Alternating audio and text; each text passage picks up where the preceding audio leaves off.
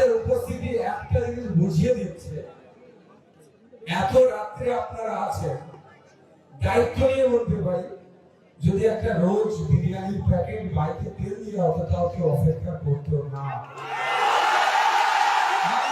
উপস্থিত হয়েছি আমাদের ভবিষ্যৎ থেকে ঠিক রাখার জন্য।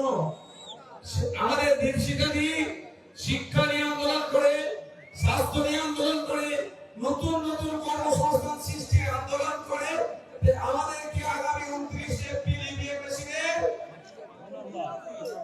2 নম্বর বোতাম টিপে বিধানসভায় পাঠাতে হবে, তার শপথের জন্য আমরা উপস্থিত হয়েছি।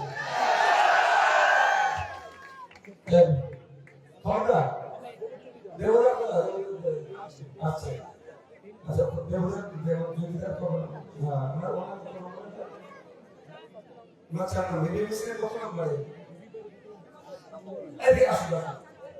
আপনাদের বলবো, এখানে অগণিত মানুষ আছে যাদের সাথে দীর্ঘদিনের পূর্বাচরণের সম্পর্ক আছে।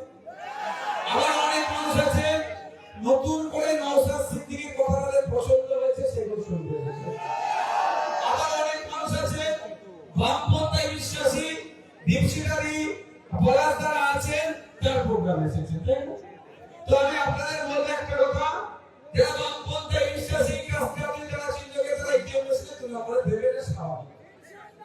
যারা আমাকে ভালোবেসে এখানে এসেছেন বা আমাদেরকে ভালোবেসে এসেছেন, তাদেরকে আমি অনুরোধ করবো এটাই যে দমদম উত্তর বিধানসভাতে এখানে আপনারা ইভিএম মেশিনে 2 নম্বর বোতাম টিপে কাজটা থেকে তারা চিহ্নকে ভোট দেওয়া মানে বাপের খাম চিহ্নকে ভোট দিয়ে রাখা হচ্ছে।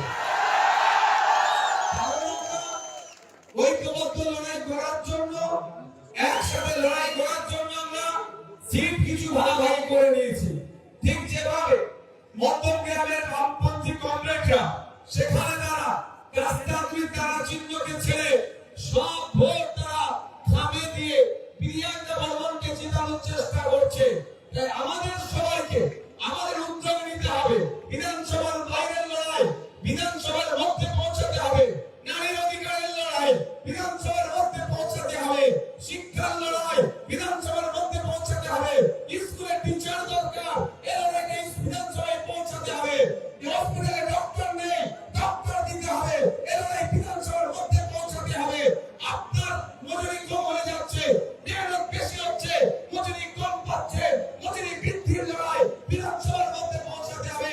সরকারি কর্মচারীদের পকেট দিয়ে পাওনা ঠিকমতো সরকার দিচ্ছে না, এর লড়াই বিধানসভার মধ্যে পৌঁছাতে হবে।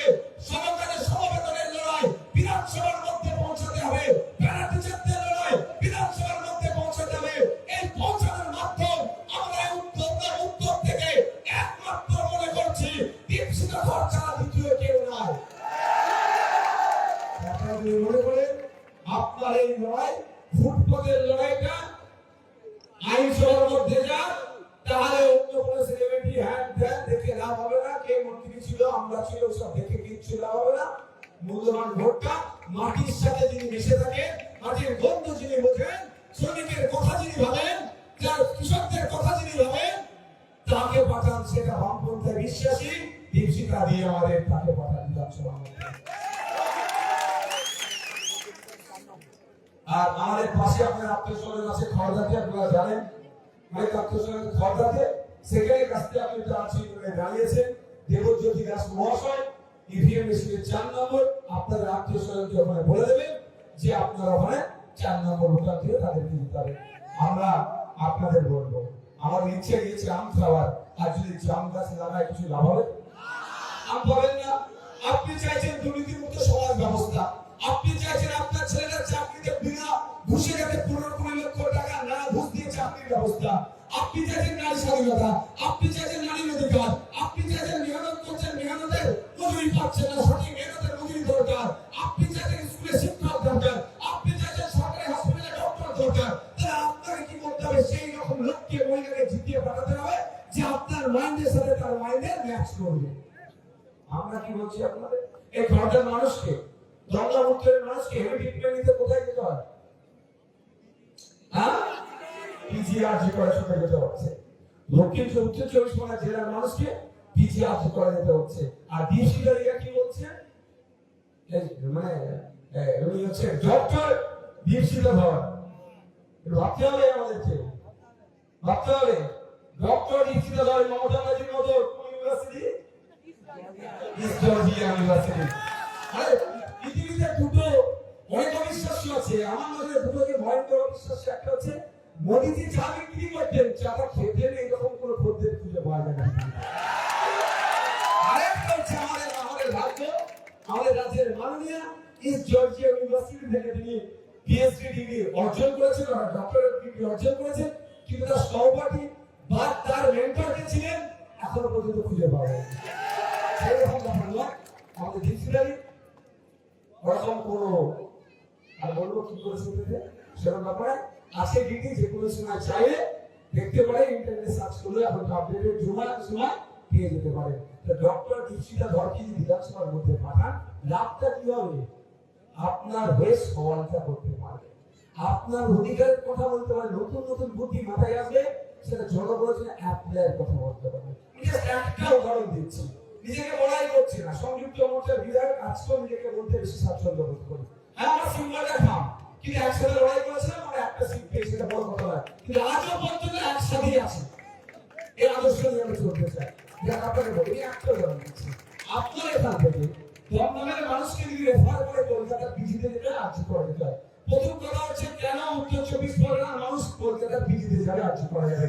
আমরা বলছি, দীপশিতারিরা বলছে কি যে উত্তর 24 পরগনার মানুষকে উত্তর 24 পরগনাতে পিজি আর্জি করার মতো হসপিটাল আমরা তৈরি করব। তার জন্য কি সুযোগ দিতে হবে? তো না, সুযোগ দিতে হবে কি করে? সুযোগ দেন, আমরা তৈরি করবো। যদি তৈরি করতে পারি 5 বছর পর ফেলতে দেবে, ভোট চাইতে আসবো না, সুযোগটা নিতে করবো কি করে? কেমন আমরা প্রস্তাব রাখবে মানুষের জন্য, কেমন প্রস্তাব রাখবে? আমি দুটো শুধু উদাহরণ দেবো আপনাদেরকে। প্রথম প্রস্তাব হচ্ছে, আমি প্রস্তাব রেখেছিলাম সংযুক্ত মোর্চা বিধায়ক হিসাবে, ভাঙনের বিধায়ক হিসাবে, যে এই যে রোগীদেরকে যে রেফার করে, আপনারা কোন রেফার প্রথম রোগীকে রেফার করছে আর্জি করে, সেখানে সহজে বেডটা পান গিয়ে সেখানে গিয়ে পাওয়া যায় না, 20,000 30,000 টাকা ঘুষ মারতে হয়, তারপরে বসে গেছে দালাল বসে হয়ে গেছে। আমাদের খাওয়া নিয়ে প্রার্থী দেবদূত দাস মহাশয় ইউপিএসসি 4 নম্বর ভোটার দিচ্ছে।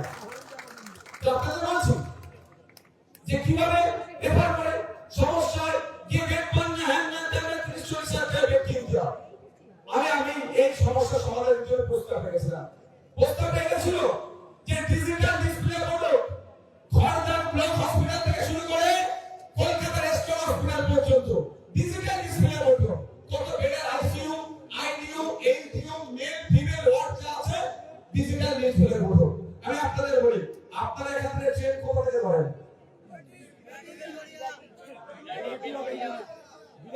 বিরাটিবা বেলঘরিয়া থেকে ট্রেন ধরলে কোথায় গেলে? শিয়ালদা। কাজটার মিশিয়ে শিয়ালদা স্টেশনে এসে অপেক্ষা করে হয় অ্যানাউন্সমেন্টে, নালে ডিজিটাল বোর্ডের দিকে, তাই তো? যে কত নম্বরে আপনার প্ল্যাটফর্মের গাড়িটা দিয়েছে, আপনি কি উঠেছেন, তাই? সিম্পলি এটা।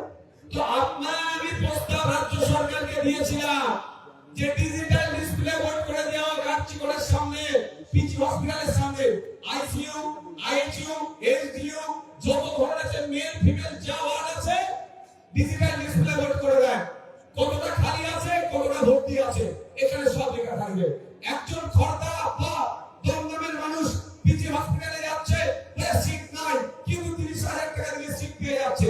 সে যদি ডিসপ্লে বোর্ডে দেখতে পায় যে 100টা আইসিইউ বেড আছে, 90টা পুরো রয়েছে, 10টা খালি আছে, তখন সে কি বলবে? তাহলে আমার 10টা খালি আছে, আমি প্রথম এসেছি, আমার ব্যবস্থা করো, দ্বিতীয় বাধ্য হবে কি হবে না? এই চিন্তা ভাবনা বামপন্থী আইসিএফরা নিয়ে আসতে চাইছে।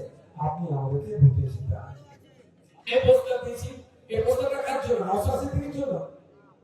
আমার মোটামুটি যে আছে বেসরকারি চালিয়ে নিতে পারবো, কিন্তু এখানে জমি জায়গা বিক্রি করতে হবে, তারপরে বেসরকারিটা ট্রিটমেন্ট করতে পারবে। কিন্তু সেটা তো নয়, রাষ্ট্রের দায়িত্ব হচ্ছে আপনি অসুস্থ, আপনাকে সুস্থ করে তোলার জন্য সর্বোচ্চ পরিষেবা দিতে হবে, এটা ফান্ডামেন্টাল রাইটস। কিন্তু সেটা এক্সারসাইজ করছে সরকার। এই একটা প্রস্তাব দিয়েছি। আর এই ধরনের প্রস্তাব দীপশিতাকে পাঠালে বিধানসভার মধ্যে ক্রিয়েটিভ প্রস্তাব আসবে, যেগুলো মানুষের জন্য, সমাজের জন্য, কৃষকের জন্য, ছাত্র যুবদের জন্য হবে। আরেকটা প্রস্তাব কি রেখেছিলাম যে জাপান, জার্মানি, পৃথিবীর প্রথম রাষ্ট্র যাদেরকে বলি আমরা, প্রথম বিশ্ব, যারা আপডেটেড আছে, সব থেকে এগিয়ে আছে বিশ্বে, তাদের বাচ্চাদের ক্লাস 1 থেকে টোটাল প্রাইমারি সেকশন থেকে কম্পিউটার এডুকেশন বাধ্যতামূলক আছে। আর আমাদের ছেলে মেয়েরা যারা সরকারি স্কুলে পড়ে ক্লাস 5 থেকে তারা কম্পিউটার এডুকেশন পায় না, কিন্তু যারা বেসরকারি স্কুলে পড়ে তারা কিছু কিছু করে কম্পিউটার এডুকেশন পায়। আমরা আর্থিকভাবে দুর্বল, আমাদের মাস গেলে 10,000 টাকা ইনকাম করতে গেলে জিপ বেরিয়ে যায়। ফলে আমার বাড়ি দুটো সন্তান আছে, তাদেরকে দিন 6,000 টাকা দিয়ে মাসে পড়ানোর মতো সামর্থ্য নাই। প্রাইভেট স্কুলে দিতে পারি না, সরকারি স্কুলে দিই, আর তারা কম্পিউটার এডুকেশন পায় না। অন্যদের ছেলেরা, বিদ্যুৎসাহীদের ছেলেরা এগিয়ে যাচ্ছে, গরিবদের ছেলেরা পিছিয়ে যাচ্ছে। আমি সংযুক্ত মোর্চার বিধায়ক হিসাবে রাজ্যের শিক্ষামন্ত্রীর কাছে প্রস্তাব রেখেছিলাম যে পশ্চিমবঙ্গের ছেলে মেয়েদের সাথে, কৃষকের ছেলে মেয়েদের সাথে, শ্রমজীবী মানুষের ছেলে মেয়েদের সাথে, দিন আনে দিন খাওয়া মানুষের ছেলে মেয়েদের সাথে আমাদের উচিত হবে পশ্চিমবাংলায় প্রাইমারি স্তর থেকে কম্পিউটার এডুকেশন বাধ্যতামূলক করা হোক। এই প্রস্তাবটা দিয়েছিলাম, কিন্তু অবাধ্য সরকার ও চুরি করতে গেছে। চুরি করবে কি করে? বাচ্চাদের কম্পিউটার দিয়ে দূরে করে কম্পিউটার চুরি করে নেবে কি তাদের রাস্ত। আমি এগুলো বলার উদাহরণটা দিবার একটু মানে হচ্ছে ভাই, যে আজকে দীপশিলাদের মতো মানুষদেরকে, মীনাক্ষীর মতো, এদেরকে প্রিয়াঙ্কা বর্মন থেকে বিশ্বজিৎ নায়কের মতো, এই ধ্রুব তারা আছে, ধ্রুবদীদি দাসদলের মতো ইয়ার ছেলে মেয়েদেরকে পাঠালে কি হবে? কম্পিটিশন হবে, কম্পিটিশন হবে। নওশাদ এই টপিকের উপরে বলেছে, চলে পরের দিনে রোজ সময় এসে দীপশিলাদি আরো ভালো করে নওশাদ থেকে আমি ভালো বলবো, এই কম্পিটিশন হবে। যত ভালো তথ্যের পরিবেশন হবে, ওখান থেকে একটা জিনিস উঠে আসবে, মানুষের স্বার্থে কাজে লাগবে। এর পরিবর্তে কাকে পাঠাচ্ছেন? যে কাঠমারিতে উস্তাদ কাকে পাঠাচ্ছে? সে মানুষের কথা ভাববে কেন? সে মানুষের কথা ভাববে না, সে ভাববে কোথায়? এই দমদম এলাকার বেসরকারি প্রাইভেট হসপিটালের মালিকগুলোর সাথে মাসে মাসে একবার করে বসলাম, মাসে টাকা পকেটে ঢুকিয়ে দেবো। আমাদেরকে দীপশিলাকে পাঠান হসপিটাল, সরকারি হসপিটাল, হসপিটালের মতো পরিষেবা দেওয়ার ব্যবস্থার জন্য লড়াই করবে মাঠে ময়দানে। ওরা কেন করবে না? খোঁজ নিয়ে দেখুন, খুব ভাগ্য ভালো হলে ডক্টর পাবে, ডক্টর থাকলে নার্স নাই, নার্স থাকলে ওষুধ নাই, ওষুধ থাকলে বেড নাই।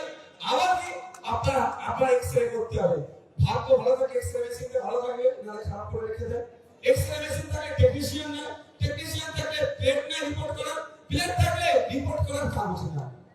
আমি বাস্তব কথা বলছি, এ কথা মমতা ব্যানার্জিকে আমি বসিয়ে বলছি বিধানসভার মধ্যে। ভাববেন না একা কেন, শুধু এক নওশাদ সিদ্দিকীর উপরে যে এত রাগ কেন? দোষ হচ্ছে আমার একাই। মাথায় টুপি মুখে দাঁড়িয়ে বলছিল মুসলমানদের কথা বলে ডিস্টার্ব করতে না, কিন্তু আমি তো সহ্য করতে পারি না। আমার সামনে একজন গরিব হিন্দুর উপর অত্যাচার হবে, সে চিকিৎসা পরিষেবা নিতে পারবে না, ইসলামের শিক্ষা ওরা দেয়নি, কেউ চুপ করে থাকে। আমার সামনে আমার আদিবাসী অধিকার কেড়ে নেবে, নওশাদ সিদ্দিক চুপ থাকতে পারে না, আর প্রতিবাদ করি ওই জন্য আটকা। তো এখন আটকানোর জন্য মোদী মমতা এক হয়ে গেছে।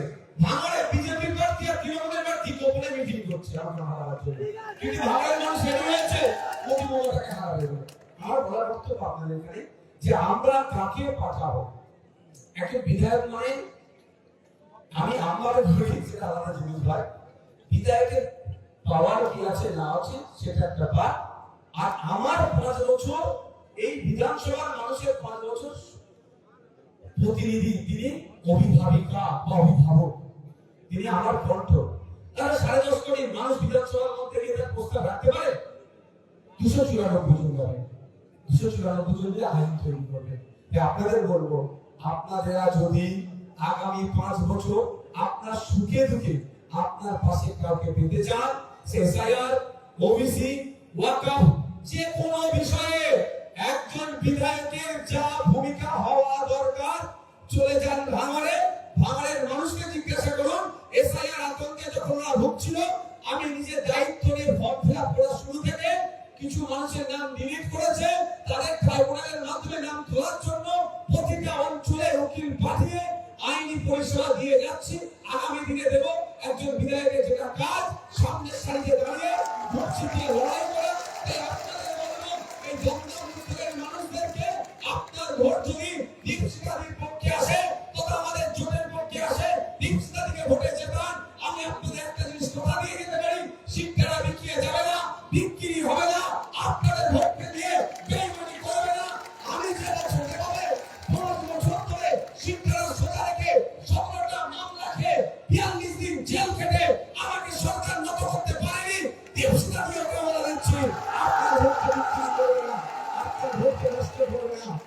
হয়ে লড়াই করবে, আপনার হয়ে মাথা তুলে লড়াই করবে, সামনের সাইডে দাঁড়িয়ে লড়াই করবে।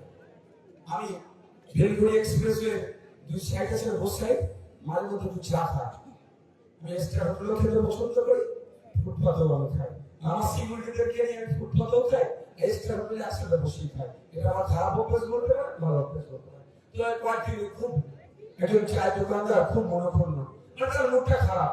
আমার দাদা কি ব্যাপার, মুখ খারাপ কেন? ওই তুলে দেবে, উচ্ছেদ করে দেবে, হাম করে দেবে, গান করে দেবে, এই গল্প শোনাচ্ছে।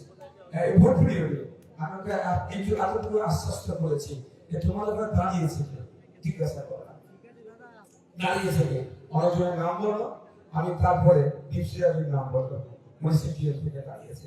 আমি ওদেরকে কথা বলেছি যে ওই ভদ্র মহিলাকে তোমরা ভোটে যেতাও, ওদের লড়াইটাই হচ্ছে খেটে খাওয়া মানুষের পাশে দাঁড়িয়ে থেকে তার বিজেপিকে ইনশিওর করা।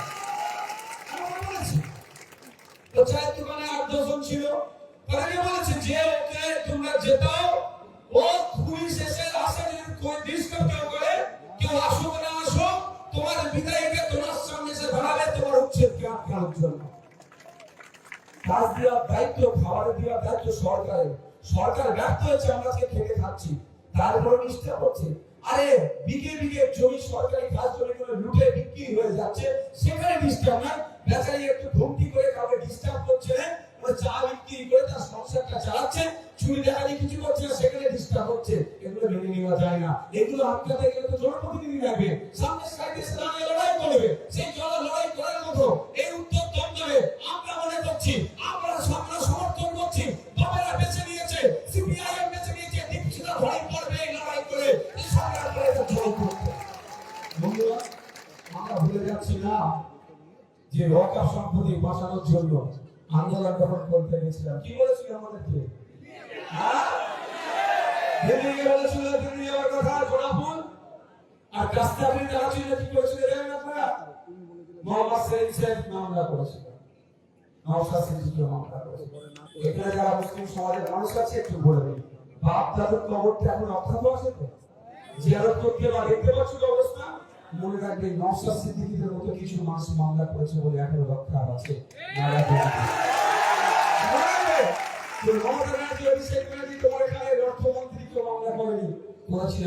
মামলা সেই জন্য এখনো সুরক্ষিত আছে। আগামী দিন সুরক্ষিত রাখার যদি ভাবতে চান, বিধানসভায় আপনার প্রতিনিধি পাঠাতে হবে। আপনার কবরস্থান মন্দির মসজিদের দিকে তাকালে আগে প্রতিনিধি সামনের দিকে আসবে, বুক চিতিয়ে লড়াই করবে। দিল্লিতে যখন উচ্ছেদ হচ্ছিল, বিদ্যাকার আপনার মহাশয়া সেই বুলডোজারের সামনে সে যেমন দাঁড়িয়ে গিয়েছিল, আমাদের দীপশিখা দিয়ে আপনার সাথে অন্যায় হয়ে অন্যায়ের সামনে গিয়ে বুক চিততে হবে। ভাবতে হবে, আমাকে ভোট দেওয়া হবে না, গল্প শোনাবে, ভোট কেটে যাবে, বিজেপি আসবে। বাংলার মানুষ তো গল্প শুনিয়েছিল, বাংলার মানুষ 1 লক্ষ আমাদের ভোট দিয়েছিল, বিজেপি কিনে মতো ভোটে শুনবে। তো আপনারা একটা ভোট দিয়ে জিতবে না, ভোট দিয়ে জিততে পারবেন না। আর বিজেপিকে আটকানোর জন্য কি তৃণমূল আছে? এই তৃণমূলকে দিয়ে বিজেপি আটকাতে পারবে মনে হয়? আমি একটু এই তৃণমূলকে দিয়ে বিজেপিকে আটকানো যায় না। যদি বিজেপিকে আটকাতে চান 2011 আগে চলে আসুন। 2011 সালের আগে তৃণমূল ক্ষমতায় ছিল না, বিজেপি ছিল না। 2011 সালের পরে তৃণমূল ক্ষমতায় আসলো, বিজেপি আসলো। আমাদের 2011 সালের আগে ফিরে যান। বাংলাদেশ সরকার আইসিএস যুক্ত হচ্ছে তার সাথে 2026 সরকার তৈরি করে বিজেপি অপ্রাসঙ্গিক হয়ে যাবে। এখানে বসে আছেন ঘাস জন্মেছে তো, ঘাস আছে কেন? পানি আছে বলে, পানি না থাকলে ঘাস জন্মাতো। পানি আসছে, পশ্চিম বাংলায় বিজেপি জন্ম হতো না যদি সাপ্লাই লাইন, পানি আসা লাইনটা তৃণমূল না দিত। যদি এই ঘাস হওয়ার পরে কোন সামনের উৎপাদ হচ্ছে, আপনি বলবেন ঘিরে রাখবো বেড়া দিয়ে, ও বেড়া যাবে, বেড়াই দিলে ঘাস খেয়ে আপনি যাবেন কোথায়? বেড়াতে ঘাস খাচ্ছে। আপনি তৃণমূলকে দিয়ে বিজেপিকে কেটে দিয়েছে, ওই তৃণমূলকে বিজেপিকে টেনে নিয়ে আসছে। তাই 2011 আগে আসতে হবে, তৃণমূলকে এখানে হারালে বিজেপি অপ্রাসঙ্গিক হবে। আর যারা মনে করছে তৃণমূলের নোংরামি, হিংসা, হ্যান ত্যান, চুরি ডাকাতি, আমাদের প্রিয়তমাকে খুন থেকে শুরু করে এইসব অন্যায়ের বিরুদ্ধে জব্দ করার জন্য, তৃণমূলকে জব্দ করার জন্য বদ্ধ ভূত তথা বড় ভুলে হাত দেব কিছু লাভ হবে। মার খাওয়ে পিঠের চামড়া তোলা ছাড়া কিচ্ছু হবে। বিজেপি কর্মীদের মেরে পিঠে চামড়া তুলে দিচ্ছে, আর সুরেন্দ্র বাবুর মমতা ব্যানার্জি বিধানসভায় বসে সিলিন্ডার চা খাচ্ছে। বুঝতে পারছেন? বিজেপিকে দিয়ে তৃণমূলকে জব্দ করা যাবে না। ক্ষমতায় নাই বামপন্থীরা। সম্মানীয় অ্যাডভোকেট বিকাশ রঞ্জন ভট্টাচার্য স্যার বলেছিল, মারবো কম দরকার বেশি, প্রতিনিয়ত আইনের চাবুক চালাচ্ছে, তৃণমূল জব্দ হয়ে যাচ্ছে। এখন আইনের চাবুক চালাচ্ছে আপনাদের মলবাড়ি বিকাশ স্যারের নেতৃত্বে। আইন সবার চাবুক চালানোর দায়িত্ব নিন। তৃণমূল এতদিন ধরে কয়েকজনকে হারামের টাকা নিয়েছে, তদন্ত কমিশন বসিয়ে সব উদ্ধার করে আবার রাজ্যের প্রশাসনে দিয়ে ওটা দিয়ে আবার জনগণের উন্নয়ন করবে। দায়িত্ব আপনাদের দিতে হবে তো, যতই চিৎকার করি না কেন, যদি আপনি না ভোট দেন কিছু করার নেই। আর্টিকেল 326 আপনার রাইট ভোট দেন, সঠিক জায়গায় এক্সারসাইজ করুন। আর নাহলে কি হবে বলুন তো, এই যা সারা রাত ধরে বক্তব্য সারা রাত রামায়ণ করে সীতারামের মাসি এই না হয় এরা প্রচারিত প্রমাণ আছে না। এটা দিয়ে আমি কেন ধর্মের মানুষকে টাকা দিতে চাইলাম না। আমি কোনো ধর্মের মানুষকে টাকা দিতে চাই না, প্রচারিত প্রবাদ আছে, ওটা করে তো আমার হবে না। আমাদের ভাবতে হবে আমার পাশে কে থাকে, আমার বন্ধুটাকে চিনতে হবে। ভাই সমস্যা হয়ে গেছে, নকল মালের একটা লেখা আছে, নকলের যে সন্তান, আমি আপনি নকল মালের পিছনে হচ্ছি।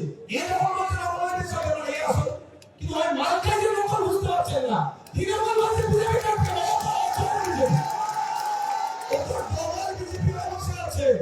আমাদের লড়াইটা আমাদেরকে আটকে দেবে আরএসএস কে।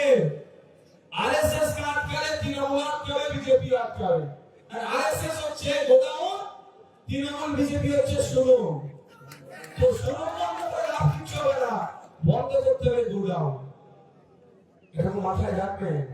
আর প্রকাশ্যে শত্রু আর গোপন শত্রুর মধ্যে অনেক তফাৎ। প্রকাশ্যে শত্রু ভাইয়ের হাত থেকে আমি সামনে থাকবো, আর গোপন শত্রু হাত পা বেঁধে আমাকে, বুঝতে পারছেন কি করবে? ও হাত পা খুলে লড়াই করতে হবে ওর সাথে, হাত পা বেঁধে লড়াই করবো না, তোমার কোনো জায়গা থাকবে না। তাই অনুরোধ করছি, মমতা ব্যানার্জি অনেক গল্প শুনিয়েছি, অনেক কিছু বলেছে, আবার নতুন নিদান দিয়েছে আপনাদেরকে।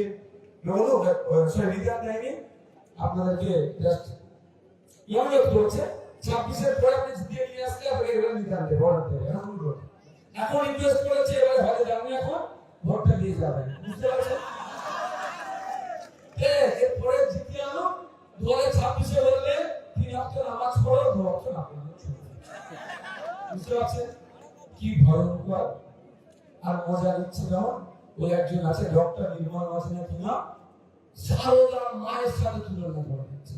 সারদা চোরকে সারদা মায়ের সাথে তুলনা করে দিচ্ছে। সারদা মা হিন্দু সমাজের একটা ধর্মীয় আবেগ, সে সমাজ ধর্ম সংস্কারের সাথে তিনি কিন্তু সমাজ সংস্কার, তার সাথে কার আমি বলছি সারদা চোর। এটা কে বলেছে?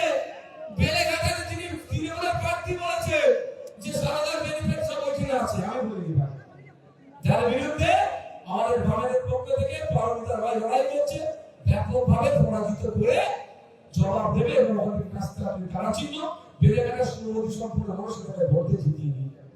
আমি আপনাদের অনুরোধ করবো এটাই যে একটু বন্ধু চেনার চেষ্টা করুন। একবার ভোটে গিয়ে কালো একটা শাড়ি জড়িয়ে হইরই করে ফেললে ভাববেন না আপনাকে এসআইআর থেকে উদ্ধার করেছেন। এসআইআর এর যতটুকু আশা আলো দেখতে পাচ্ছেন, মোস্তালিবানুর মামলা, নওশাদ সিদ্দিকীর মতো কিছু মানুষের মামলার জন্য হয়েছে। বরঞ্চ ঘেটে ভাব করেছে মমতা ব্যানার্জি ওই দিনকে সুপ্রিম কোর্টে গিয়ে হুলিং করার জন্য। বুঝতে পেরেছেন?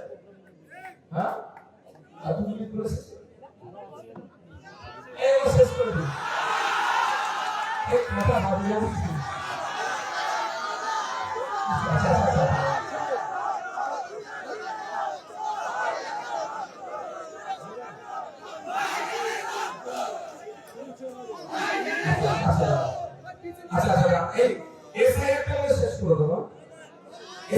গুরুত্বপূর্ণ বিষয়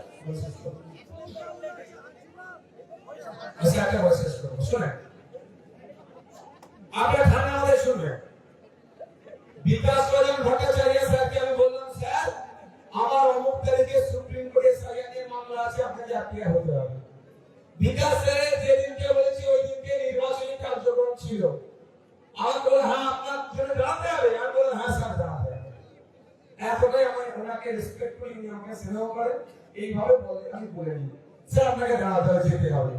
বিকাশ স্যার পিছিয়ে যদি প্রচার করতে হয়তো হাজার খানেক ভোট দিয়ে এক্সট্রা আবার জোগাড় করতে পারতেন, কিন্তু বিকাশ স্যারের কাছে হাজার খানেক ভোটটা বড় কথা নয়। বিকাশ স্যারের কাছে যে পশ্চিমবাংলার নাগরিকের ভোটাধিকার 27 লক্ষ মানুষের ভোটাধিকার ফিরিয়ে নিয়ে আসাটা বড়। তাই তিনি তার নির্বাচনী কার্যক্রম ছেড়ে দিয়ে তিনি ছুটে গেলেন কোথায়? সুপ্রিম কোর্টে নওশাদ সিদ্দিকী করার এসআইআর মামলাতে তিনি অ্যাপিয়ার হলেন, তিনি লড়াই করছেন আইনি লড়াই। এই হচ্ছে বামপন্থীদের আদর্শ, এই হচ্ছে আইএসএফ এর লড়াই। তাই আপনাদের বলবো আগামী দিনে যদি আপনার সামনে আপনার বিপদে আপদে আপনার পাশে কাউকে পেতে চান জনপ্রতিনিধি হিসাবে, ঠিক ভাঙড় যেভাবে 5 বছর ধরে তার জনপ্রতিনিধিকে ভাঙড়ের একটা ক্লাস 10 এর বাচ্চা মেয়ে আমাকে ফোন করে তার স্কলারশিপে সই করার জন্য, এই স্বাধীনতাটুকু তাদের কাছে আছে, নির্দ্বিধায় তারা ফোন করে যে কাকু এভাবে ফোন করছে, কাকু কোথায় আছো, কেন কি বলছো, ভাঙড় থেকে বলছো, কি দরকার বলো, আমার স্কলারশিপে একটু সই করতে হবে, তোমার নাম্বারটা জোগাড় করেছি। এই যে স্বাধীনতা, এই যে বিধায়কের সাথে ভোটারের সম্পর্ক, যদি আপনারা 5 বছর ধরে পেতে চান এই পরিষেবা, তাহলে অন্য কোনো সিম্বলে হাত দেবেন না।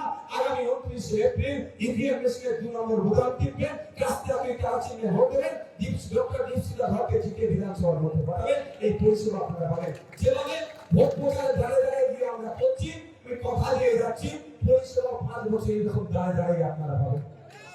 বিধায়কের অফিসে আপনাকে যেতে লাগবে না, বিধায়ক আপনার বাড়ির ধারে এসে যাবেন। এ কথা বলে যাচ্ছে কি দিদি? হ্যাঁ, কেমন ধরো এসআইআর 12টা রাজ্যে, এসআইআর 12টা রাজ্যে একসাথে হচ্ছে। কোন রাজ্যে শুনেছেন আন্ডার অ্যাডজুডিকেশন, লজিক্যাল ডিসক্রিপেন্সি এবং র্যান্ডম ডিলিট? কোন রাজ্য হয়নি। পশ্চিমবাংলা হচ্ছে কেন? সে জ্যোতিবাবুর কথা একটা বলতে হচ্ছে। জ্যোতিবাবু বলেছিল কি আছে, সরকার না চাইলে দাঙ্গা হয় না, সরকার না চাইলে ভোটার লিস্টের নামও ডিলিট হয় না। আমাদের নিচে আছে ডিলিট হয়েছে, না চাইলে ডিলিট হতো না। সমস্যা সেখানে না। আবার ভাঙড়ে একটা দিয়াহে লেখা আছে এসআইআর এর হাত থেকে বাঁচতে টিএমসি কে ভোট দিন। আমাদের ভাঙড়ে আছে লেখা, বুঝতে পারছেন? প্রশ্ন করতে হবে টিএমসি কে যে এখনো বিদায়ী মুখ্যমন্ত্রীর নাম কি? বিদায়ী মুখ্যমন্ত্রীর নাম নিশ্চিত হবে ডক্টর দীপশিতা ধর নয়, মীনাক্ষী মুখার্জি নয়, বা বিকাশরঞ্জন ভট্টাচার্য নয়, ধ্রুবজ্যোতি দাস নয়। এখন বিদায়ী মুখ্যমন্ত্রীর নাম মমতা ব্যানার্জি মহাশয়া। অর্থাৎ মমতা ব্যানার্জি আমার এসআইআর হয়ে 17 লক্ষ নাম 27 লক্ষ নাম কেন বাদ পড়লো? আগে তো মমতা ব্যানার্জি কি জবাব দিতে হবে। আমি পশ্চিমবাংলার বিধায়ক, পশ্চিমবাংলা আমরা যে সরকারে আসি, আমাদের মুখ্যমন্ত্রী তৈরি হবে নিশ্চিত হবে। তো পশ্চিমবাংলার 10.5 কোটি মানুষের অভিভাবিকা ভালো হলেও যখন ক্রেডিটটা মুখ্যমন্ত্রীরা যাবে, কিছু ভুল হলেও মুখ্যমন্ত্রী সামলাতে হবে। 27 লক্ষ মানুষের নাম কাটা গেল, উনি মাইকে ধরে কি বলছে, আমার কেন্দ্রে 40 হাজার নাম বাদ গেছে, আমার হয়ে গেছে। এটা পাড়ার রকে বসে আড্ডা মারা একটা ছেলের কথা। মুখ্যমন্ত্রী ভাষা হতে পারে না। মুখ্যমন্ত্রীকে আমি বলেছিলাম এর আগে ভোটের তারপরে ভোট, আমি ব্যবহার করেছিলাম যে আপনি রাজ্যের মুখ্যমন্ত্রী, তৃণমূল কংগ্রেসের সব থেকে বেশি এমপি এমএলএ আমাদের রাজ্যে বেশি, তো আপনি ভোট বয়কটে ডাক দিন। কেউ আপনার সাথে দাঁড়াক আর না দাঁড়াক, নওশাদ সিদ্দিকী আইএসএফ পার্টি মানুষের সাথে আপনার কাছে দাঁড়াবে। ভোট বয়কটে ডাক দিয়েছে, উল্টে কি ভয় দেখাচ্ছে, হজে যেও না, ভোটটা তাহলে ওনাকে দিয়ে যাও। ওনা দিয়েছে শুধু ভোট ছাড়া অন্য কিছু না, ক্ষমতার মসনদে হয়ে যাবে। আর আমরা বলছি আমরা এইগুলো করতে পারি। আজকে 1,500 টাকা বেকার ভাতা দিচ্ছে মাসে, আপনার আমার বাড়ির 1 কোটি ছেলে মেয়ে অ্যাপ্লিকেশন করেছে, 10,000 মনে দেয়নি, পার ডে 50 টাকা করে পাচ্ছে। বিয়ে শাদী করবে না, ছেলে পুলে ইচ্ছা নেই, পরিবার পরিকল্পনা নাই, সব তো মাটিতে মিশে যাবে। তা আমরা কি বলছি, দীপশিতা দিদা কি বলছে, ধ্রুবজ্যোতিরা কি বলছে, 1,500 টাকা মাসে নয়, ন্যূনতম 15 থেকে 22,000 টাকার কাজের ব্যবস্থা করে দেবো। আর সাথে কি বলছে, 1,500 টাকা দিয়ে বেকার রাখবো না, আনুন ক্ষমতায় দীপশিতাদেরকে, প্রিয়াঙ্কা বর্মনদেরকে, ধ্রুবজ্যোতিদেরকে আমরা কথা দিচ্ছি পরিবার পিছু একজনের স্থায়ী কাজের ব্যবস্থা করে দেবো। ওয়ান ফ্যামিলি ওয়ান জব এর ব্যবস্থাটা করবো। বুঝতে পারছেন? এবার আপনাদের ইচ্ছা, যদি মনে করেন 1,500 ভাতা দিয়ে খুশি, সেটা আপনারা করবেন।